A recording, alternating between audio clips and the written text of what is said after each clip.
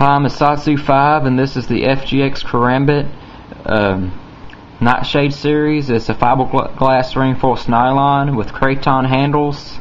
Cold Steel has a whole line of Nightshade series non-metallic knives that has craton grips, so it's real sticky. Has a nice thumb wrap with jimping, and it has this little undul chol, I think is what it's called, and has the fingal molds in there. And Cold Steel advertises this knife as a last-ditch self-defense knife.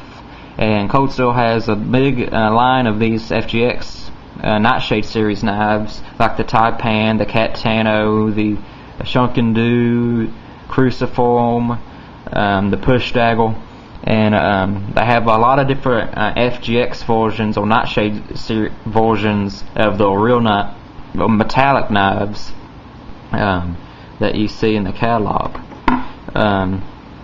This is a what you call it?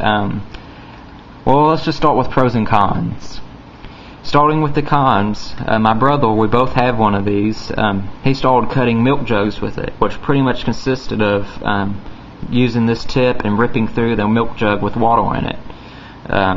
It has an edge on it, but it's not that sharp. As you can see, I'm just pressing straight down and it's not really cutting me. If I slide it across like that, it could probably scratch me up pretty bad, rip my skin, but it's really not going to be much of a cut. But it does have some sort of edge, but you're mostly working with the point.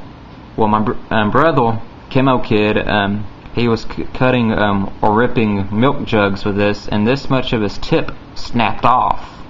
It's still a good force multiplier, and I guess theoretically we can still use it as a force multiplier for a self-defense situation, but I'd rather not have the tips of my blades, even being non-metallic, break off, because, you know, it's a self-defense tool, you don't want that to happen. But, and, you know, it's not that sharp. But they do make good force multipliers. The other knives, like the Katano, the FGX Taipan, they have a little bit stronger tip, so they'll be better self-defense knives if you so choose to use them as such. And it's a good way, if you like the Taipan but you don't want to spend a whole lot of money on it, you can get the FGX version and just kind of, I guess, mess with it.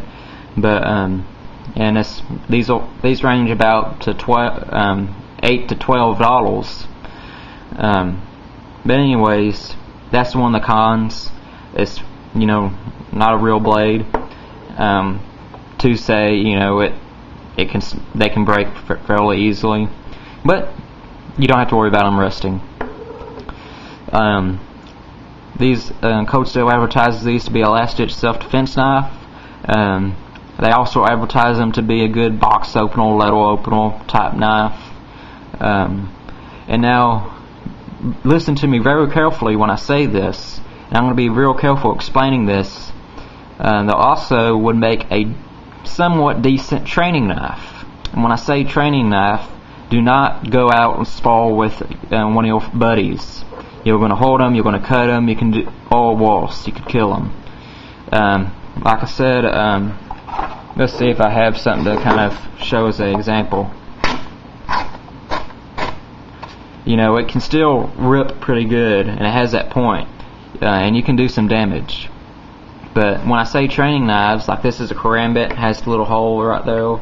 I don't really have enough room to do this on the table, but you know, you can practice manipulating it out, and you know, doing that kind of stuff. Practice, you know, certain movements with the knives, katas, if you will. But it's not meant to train with two people going head to head with each other. If you want to do that, get the foam knives, the rubber knives. Don't do it with these. You'll hurt yourself or your buddy, and they're not going to want to train with you. And that goes for the other FGX knives or Nightshade series knives. You can learn to maneuver the knife and get, you know, really good movement manipulation training. These are going to be a whole lot more lighter weight than the actual knife, but you can still get some valuable training time with them. Let's see, what else to say? I mean, it's a non-metallic knife, not really the strongest thing in the world, but it's cheap, and if you want to play around with them, they're fun. And that's about it. There's not a whole lot to say about them. Cold Steel advertises them as being a self-defense knife. I would rather, have an actual knife with steel. Battle songs are illegal where I'm at, but I'd rather have a real knife. But my new Knatsuna Shinobi, that would be a whole lot better. My Satsu, my Recon 1, Cold Steel Spike. But if you want to add to your collection, maybe play around with the ideal of having a Karambit and you don't want to spend the money on a real Karambit or a steel bladed knife Karambit, you can always try the FGX one out to see if you like that shape of knife. And if you're like, you know what, that just don't feel good in the hands, I don't want a Karambit after all, well, you only spent about $12, depending where you get this knife at. If you want to play around with the idea of getting a push daggle, but you don't want to spend a whole lot of money on a push daggle, you can get the FGX one out, see how you like it. If you like it, you can be like, oh, well, I guess I'll upgrade to the real deal. And if not, you didn't spend that much money. And you can still use them for self-defense. I just rather have the real thing.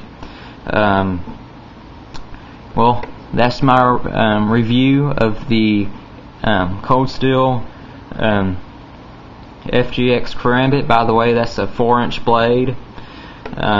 Cold Steel has the actual steel version of this knife. It's called the Steel Tiger, made out of offset steel. My brother has one. You've seen it in some of his sharpening videos and stuff.